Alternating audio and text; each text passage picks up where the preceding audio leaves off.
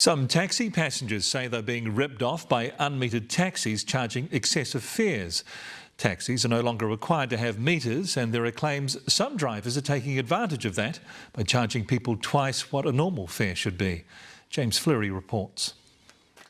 Normally, a trip from the Wellington ferry terminal to Island Bay would cost Caroline Cullen $40, but her latest trip was far more than that. I literally jumped into the first taxi that was actually there on the ferry stand, so jumped into it, never thought anything about it, and they didn't have a meter on, and so by the time we got here it was like $60. Caroline's case isn't isolated. One Wellington man had to pay $80 for a trip home from the airport in an unmetered taxi, a journey that's usually less than $40.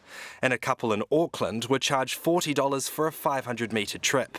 Dave Clymer from Wellington Combined Taxis says when the government changed the rules to accommodate rideshare in 2017, it turned the sector into the Wild West.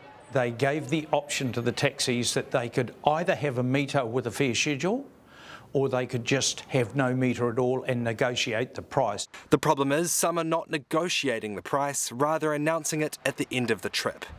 Wellington Airport says while they do require all taxis at the airport to have a meter, they are aware of some cases slipping through the cracks. They say going forward they're going to be installing digital taxi screens to ensure that passengers are more aware of the costs before hopping in. Consumer NZ is encouraging passengers to ask about the fare up front.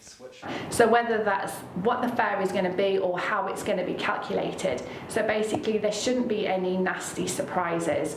Wellington Combined Taxis says it has meters in all its cabs and wants the government to reintroduce rules requiring all taxis to do the same. In the meantime, Consumer NZ advises passengers to always note the name and the number of the taxi in case they want to make a complaint to the company.